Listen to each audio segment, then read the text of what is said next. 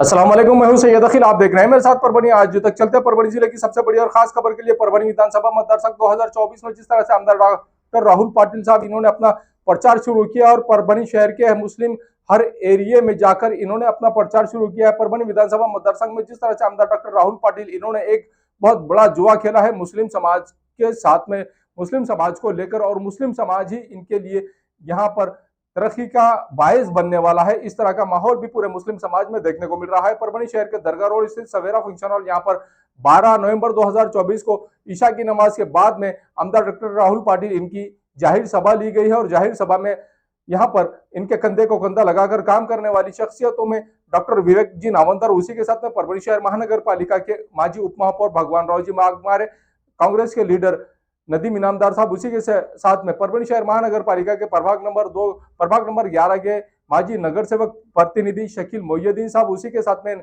Sheikh Naeem bond साहब, साथ में इनके शेख शरीफ साहब जो माथाड़ी कामगार यूनियन के अध्यक्ष है, और इन्होंने ही खास तौर से प्रोग्राम लिया था। इन्हीं के साथ में सत्तार इनामदार साहब, इनकी भी मौजूदगी थी। अजमत खान साहब, इनका यहाँ पर जाहिर प्रवेश लिया गया है।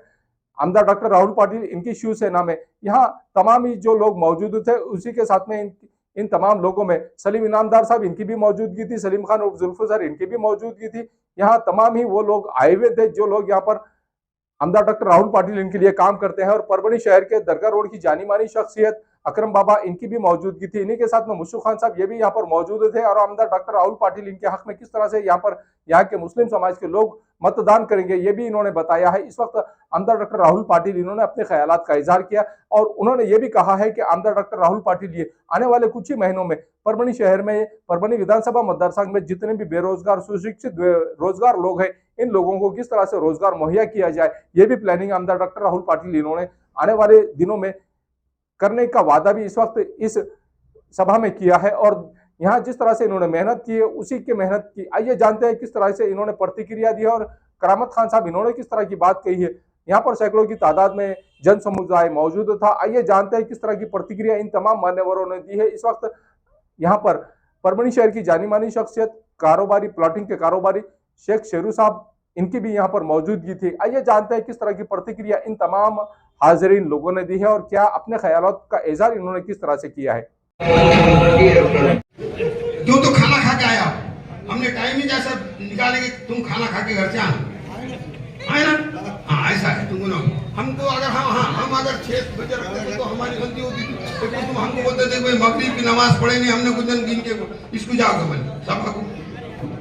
लेकिन हमने मगरिब की ईशा भी होती है, मगरिब भी होती है, ईशा भी होती है तुमको। और अब तुमको कुछ टेंशन नहीं है। कितने बजे? 9:30 10 भी बजे तो आपने क्या माफ कर जा रहा है। यहाँ कहूँ कुछ आपने को आचार संहिता में तो है मामला, वैसा कुछ टेंशन वाली बात नहीं है। आप आने के बाद आमदार साहब आने वाले हैं कि 10-5 मिनट में शायद आ जाते। तो दोनों तीनों है, भाषण करिए। बेचारे ये सीनियर लोग है, ये इनको तजुर्बा है सब। हम क्या है, तहसील में से आए, यहाँ आए, हमको क्या समझता है भाषण। हमारे पास डंडा था उस वक्त, इलेक्शन ड्यूटी नहीं आएगा तो सस्पेंड कर देंगे, गाड़ी नहीं लाएगा तालुक पुलिस इंतजार, ये था वो सब। और यहाँ आके कैसा होगा, मुंडी झुकाना पड़ दिया। यहाँ अब इलेक्शन है, वोटिंग तुम्हारी है, अब चलता है डंडा हमारा।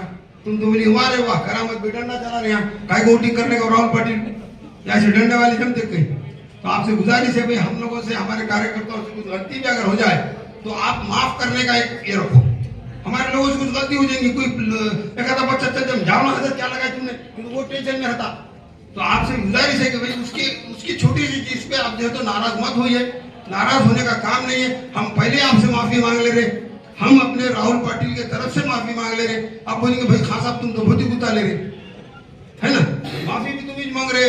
तो भाई मेरा बोलने का मतलब जो उम्मीदवार अच्छा है उसके वास्ते हम कोशिश करें।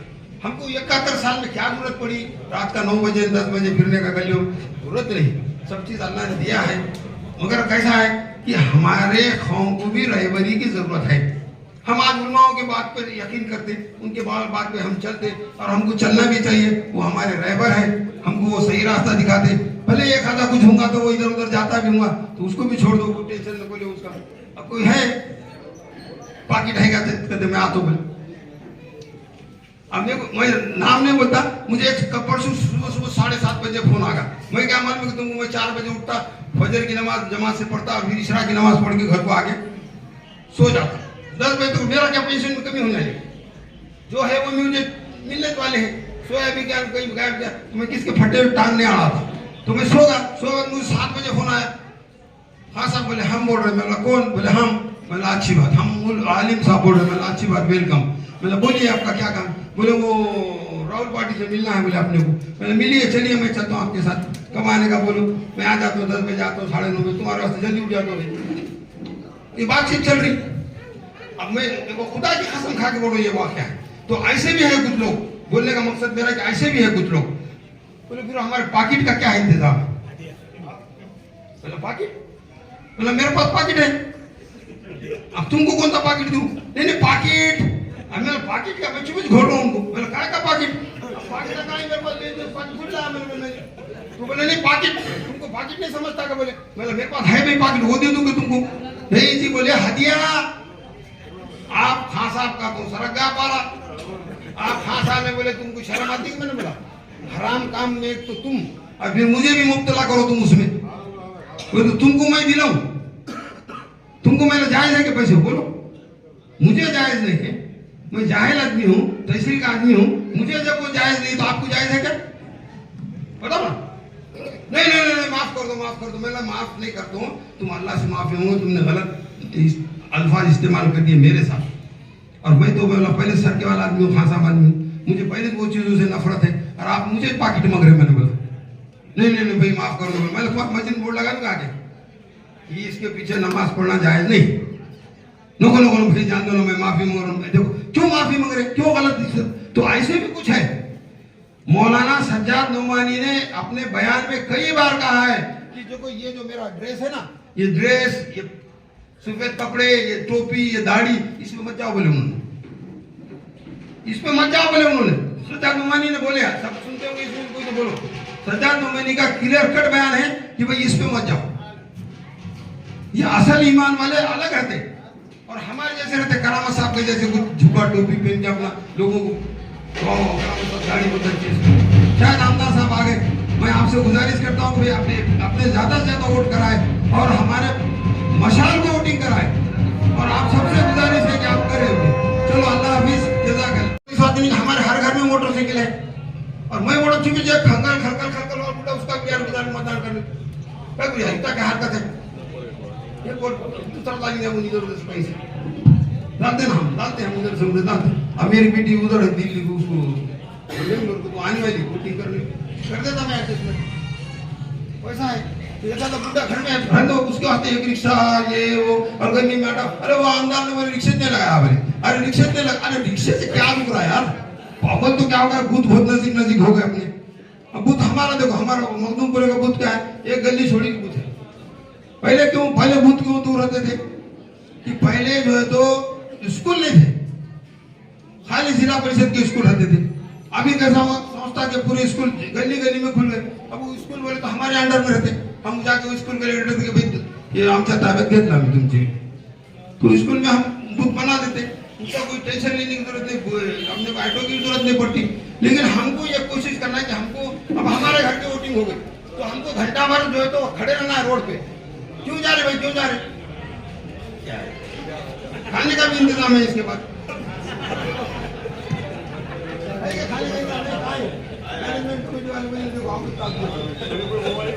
की कमी होने की वजह से मैं डायरेक्टली अपने जिले के आमदार जनाब डॉक्टर राहुल कांग्रेस के जिलाध्यक्ष जनाब शरीफ भाई की तरफ से आज इस प्रोग्राम का आयोजन किया गया है, जिस आयोजन प्रोग्राम के तहत मैं मुस्लिम विकास परिषद के अध्यक्ष सत्तर इनामदार साहब से गुजारिश करता हूँ कि अपने 2 मिनट इस अल्फाज का अपना खत्म करें।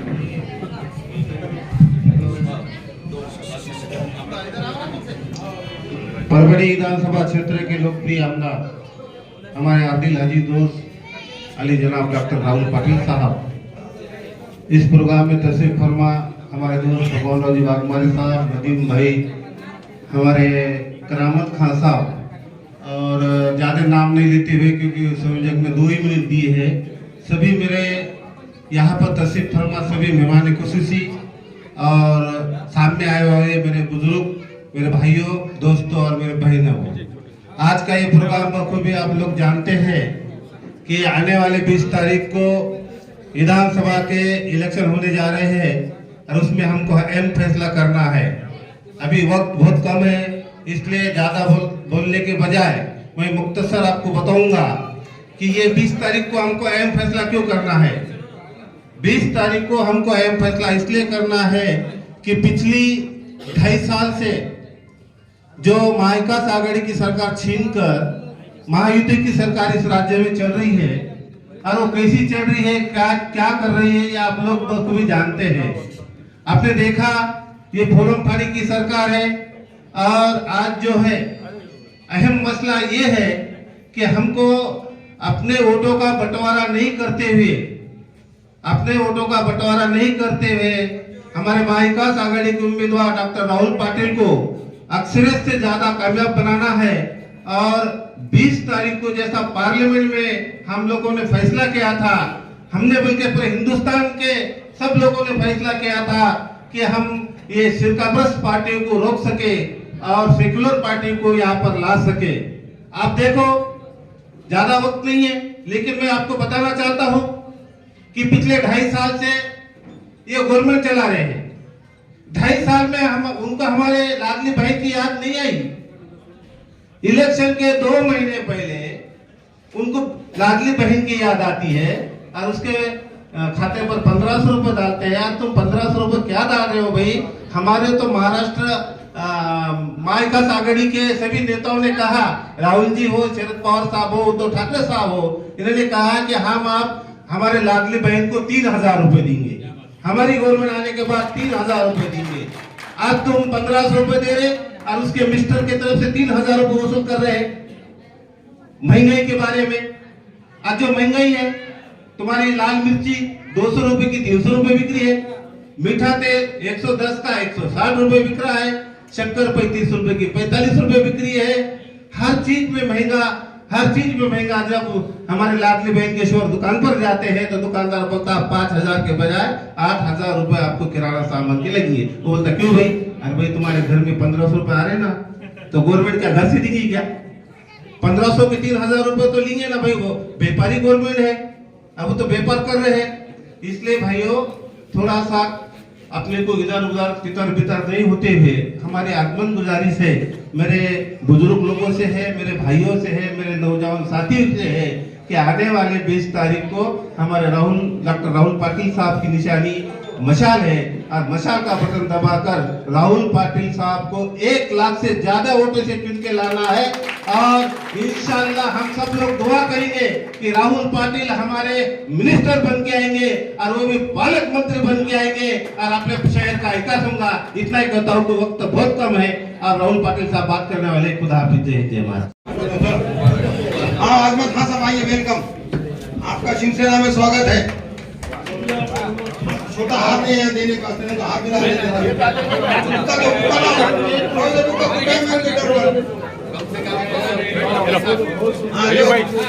आजमत खान साहब का शिवसेना में प्रवेश हो चुका भाई। सब लोग तालियों से स्वागत करें। आयोजित किया उनका कामगार सेल के माथाड़ी कामगार सेल की तरफ से आयोजित इस कार्यक्रम में उपस्थित सभी महाविकास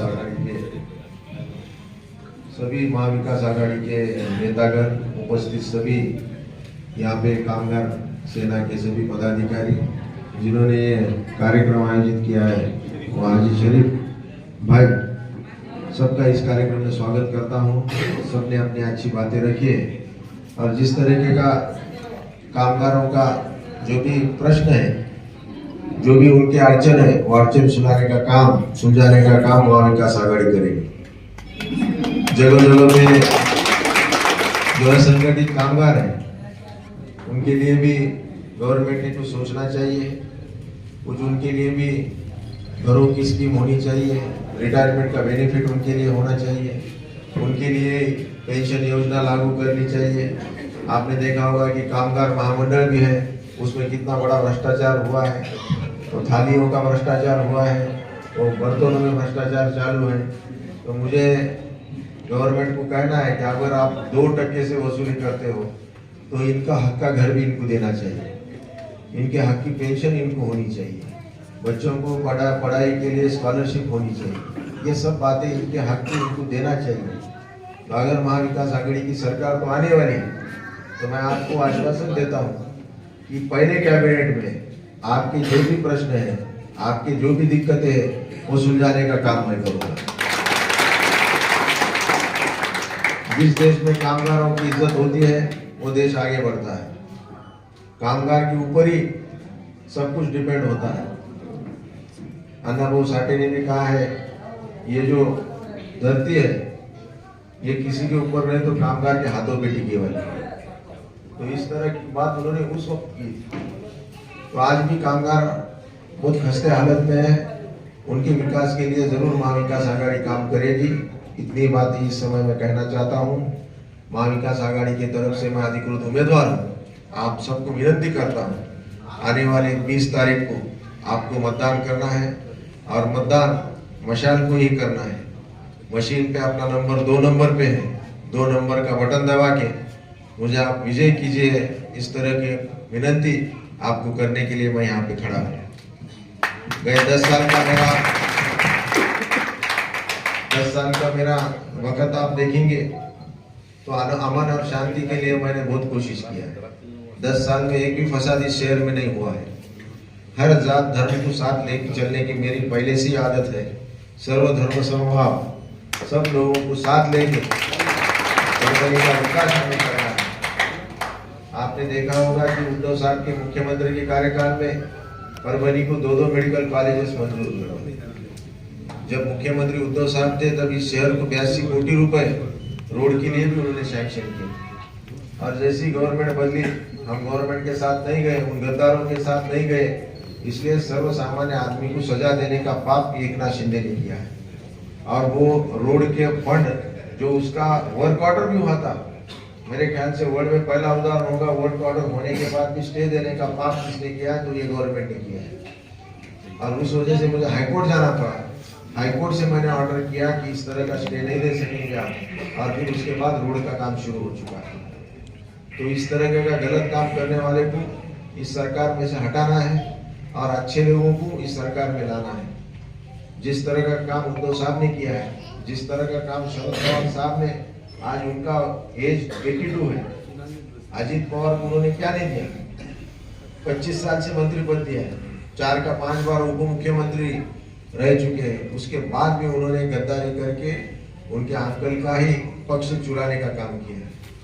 तो इस तरह के लोगों के साथ रहना है, या जिन लोगों ने पूरी जिंदगी इस देश की सेवा में लगाई है उनके साथ रहना, ये अपने को सोचना।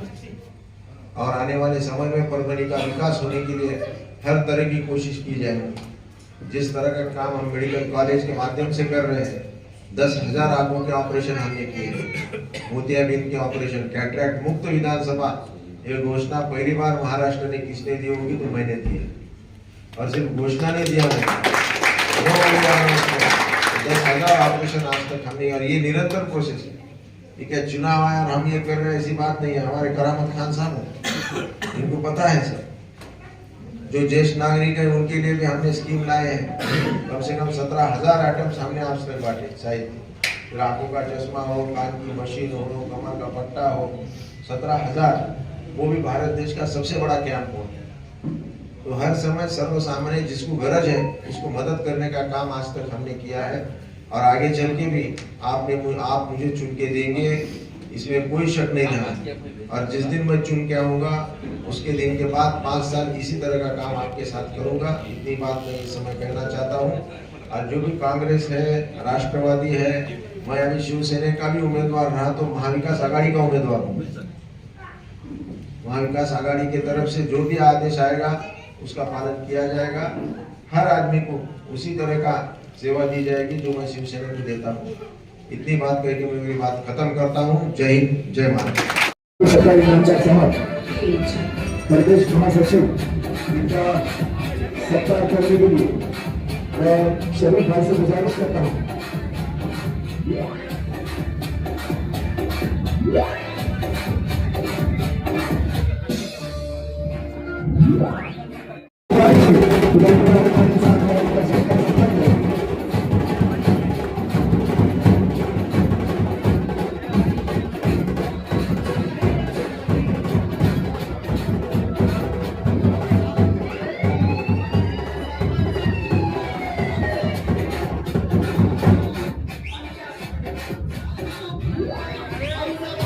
हमारे सरदार डॉक्टर राहुल पाटिल साहब, डॉक्टर रामनगर साहब, भगवान रामनगर साहब, अब्दुल सत्तार इनामदार साहब आज के इस प्रोग्राम के सदस्य।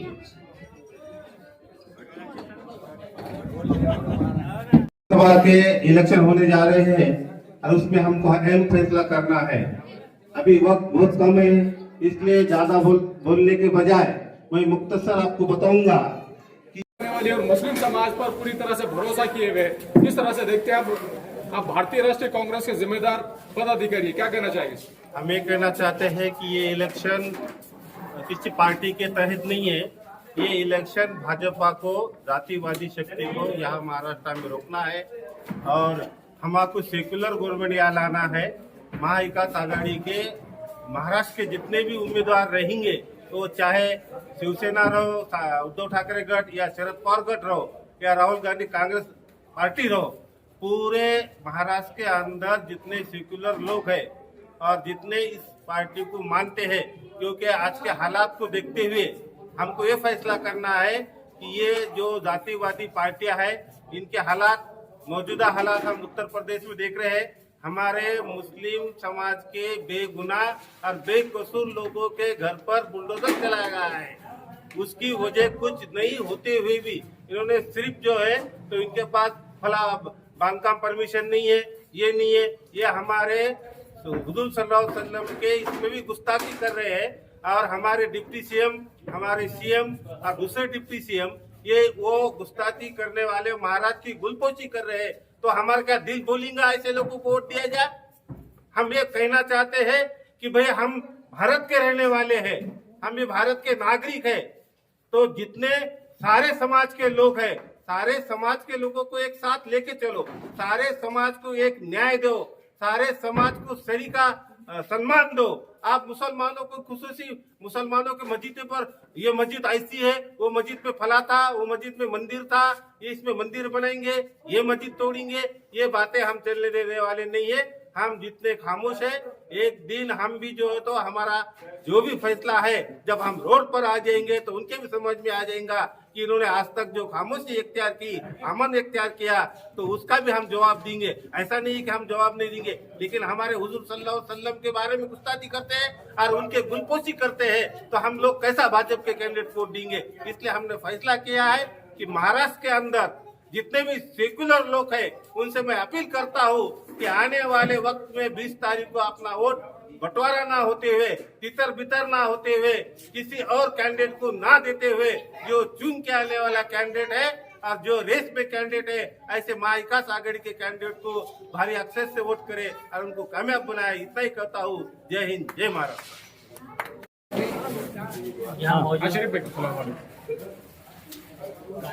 कार्यक्रम राहुल पाटिल साहब के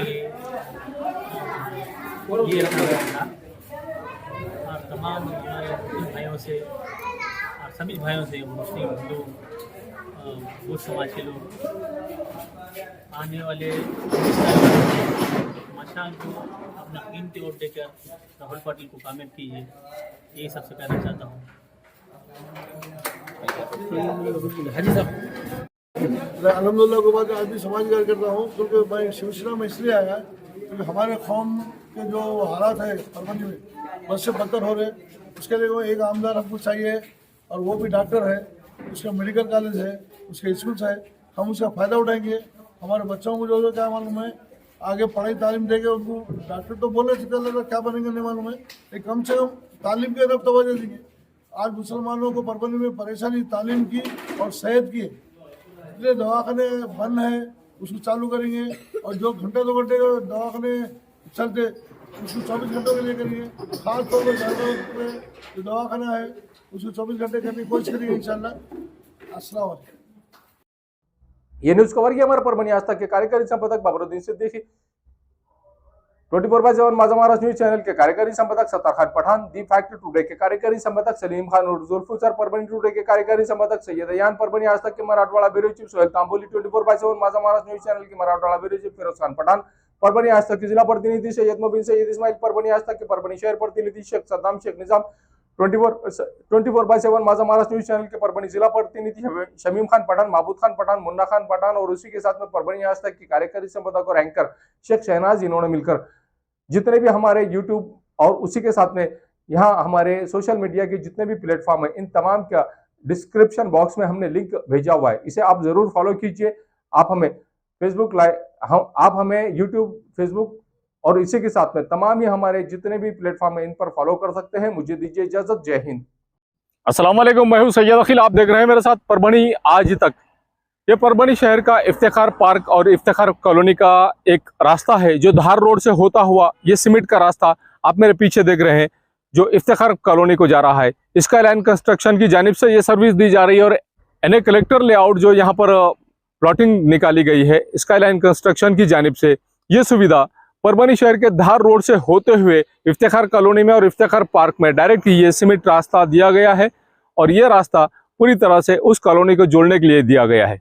हम आपको पूरा रास्ते का लोकेशन देते हैं कि किस तरह से धार रोड से होता हुआ ये इफ्तिखार कॉलोनी और इफ्तिखार पार्क को ये रोड रास्ता, सीमेंट रास्ता अटैच हो रहा है। ये सर्विस सिर्फ इफ्तिखार कॉलोनी के वासियों के लिए ही स्पेशली दी गई है।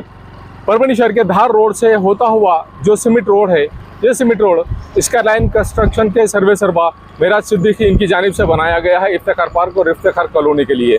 जो रास्ता हम आपको बता रहे हैं, ये जो लोकेशन हमने आपको बताया है, ये धार रोड से होता हुआ इफ्तिखार कॉलोनी और इफ्तिखार पार्क के लिए स्पेशली ये जो रास्ता बनाया गया है सीमेंट रास्ता, ये यहाँ से टर्न होता हुआ ये इफ्तिखार कॉलोनी और इफ्तिखार पार्क में इस तरह से जा रहा है। ये नज़ारा हम आपको सिर्फ और सिर्फ परभणी आज तक पर बता रहे हैं। ये नज़ारा आप देख लीजिए कि किस तरह से यहाँ से शुरू हो रही है इफ्तिखार पार्क और इफ्तिखार कॉलोनी की ये प्लॉटिंग। रास्ता तो आपने देख लिया है कि किस तरह से यहाँ पर इफ्तिखार पार्क और इफ्तिखार कॉलोनी में आने के लिए जो लोकेशन हमने आपको बताया है, धार रोड से होता हुआ जो सीमेंट रोड स्पेशली बनाया गया है स्काई लाइन कंस्ट्रक्शन की जानिब से, ये इफ्तिखार कॉलोनी और इफ्तिखार पार्क की एनए लेआउट की पूरी प्लॉटिंग है। और एनए लेआउट की पूरी प्लॉटिंग आप ये देख लीजिए कि यहाँ पर लाइट की सुविधा किस तरह से अवेलेबल करा कर दी गई है और लाइट की सुविधा के अलावा यहाँ पर हर प्लॉट के सामने 2 झाड़ लगाए गए हैं। ये झाड़ भी देख लीजिए 15 से 20 फीट ऊंचे ये झाड़ है और हर प्लॉट के सामने झाड़ है। हर प्लॉट के सामने नल का कनेक्शन है। हर प्लॉट के सामने नाली बनी हुई है। सीमेंट और कंक्रीट में जो नाली बनी हुई है, ये नाली भी स्पेशली इस प्लॉटिंग के लिए ही बनी हुई है। अब ये देख लीजिए कि किस तरह से यहाँ पर रास्ते का काम किया गया है और इस रास्ते के काम को अच्छी तरह से डेवलप किया गया, अच्छी तरह से इस रास्ते को सीमेंट रोड को बनाया गया है। इफ्तिखार पार्क में जो सर्विस दी जा रही है, गट्टू के रास्ते का काम शुरू है, गट्टू बिठाना चालू है। जिस तरह से यहाँ पर सीमेंट रोड बनाया जा रहा है, सीमेंट रोड के अलावा यहाँ पर दोनों साइड से जो गट्टू बिठाए जा रहे हैं, ये गट्टू का पूरी तरह से काम शुरू है और यहाँ इस तरह से एंजॉय करते हुए लोग जाते हुए भी नजर आ रहे हैं आपको। इस 40 के बाद में यहाँ पर हर प्लॉट के सामने 2 झाड़, हर प्लॉट के सामने नल का कनेक्शन और हर प्लॉट के सामने से सीमेंट और कंक्रीट की एक नाली, मजबूत नाली दी गई है। ये गट्टू का काम आप मेरे पीछे देख रहे हैं कि किस तरह से यहाँ पर गट्टू का काम दोनों साइड से शुरू किया गया है। इस तरह से हर प्लॉट के सामने रास्ते के बाजू के साइड से पूरी तरह से गट्टू भी बिठाए जा रहे हैं। इफ्तिखार पार्क और इफ्तिखार कॉलोनी में जो सर्विस दी जा रही है, स्पेशली इस प्लॉटिंग के लिए स्पेशल डीपी लाई गई है सैंक्शन कराकर। यह डीपी और इसके अलावा यहाँ पर ये बस्ती के साइड में बस्ती यहाँ पर अवेलेबल है, पहले से ही बस्ती यहाँ पर मौजूद है और इस बस्ती के ख़त्म होते ही यहाँ पर इफ्तिखार पार्क और इफ्तिखार कॉलोनी, यहाँ पर मेराज सिद्दीकी साहब इनकी जानिब से सर्विस दी जा रही है कि इनके प्लॉटिंग में एक स्वतंत्र डीपी भी अवेलेबल है, लाइट के कनेक्शन अवेलेबल है, झाड़ हर प्लॉट के सामने अवेलेबल है। उसी के साथ में सीमेंट और कंक्रीट की नालियाँ अवेलेबल है। हर झाड़ को महफूज रखा गया है और हर झाड़ को पानी भी दिया जा रहा है। हर प्लॉट पर यहाँ पर नल का कनेक्शन भी अवेलेबल है। इस तरह की सर्विस यहाँ पर दी जा रही है। समीर टेंट हाउस, कुदरती कॉर्नर, कादराबाद प्लॉट, परभणी। हमारे पास तरह के प्रोग्राम के लिए सामान किराए पर मिलेगा। शादी, एंगेजमेंट, चिल्ला जैसे सभी प्रोग्राम के लिए संपर्क करें सैयद मुज्जमिल। मोबाइल क्रमांक 9766683126। मिर्जा मेस, परभणी। अगर आप परभणी शहर में रहते हैं और घर के खाने का लुत्फ लेना है तो संपर्क जरूर करें मिर्जा मेस, परभणी। घर पहुंच सेवा खाने के टिफिन के लिए जरूर संपर्क करें। मोबाइल क्रमांक 8830266947। महबूब पार्क फंक्शन हॉल, मनसब नगर, जाम पारवा गेट, दरगाह रोड, परभणी। शादी हो या एंगेजमेंट, चिल्ला हो या जुमागी, मीटिंग हो या फिर कुछ और, परभणी में तो भैया सिर्फ एक ही नाम, महबूब पार्क फंक्शन हॉल, मनसब नगर, जाम पारवा गेट, दरगाह रोड, परभणी। बुकिंग शुरू है। Mobile number 9960569383, 8421903333। इसके साथ ही 9822829035। हाजी महबूब अंसारी। याद रहे, आप हर तरह के प्रोग्राम हमारे फंक्शन हॉल में मनाएं। आज ही अपने प्रोग्राम की बुकिंग करें। क्वालिटी की तलाश यहाँ खत्म। किंग ऑफ बेल्ट्स, शनिवार बाजार के पास, Nanalpet corner, Parbhani. Ladies purse, school bag, original leather belt, कमर belt, wallet, body spray, perfume और भी बहुत कुछ। एक बार जरूर आए। किंग ऑफ बेल्ट, शनिवार बाजार, नानलपेट कॉर्नर, परभणी।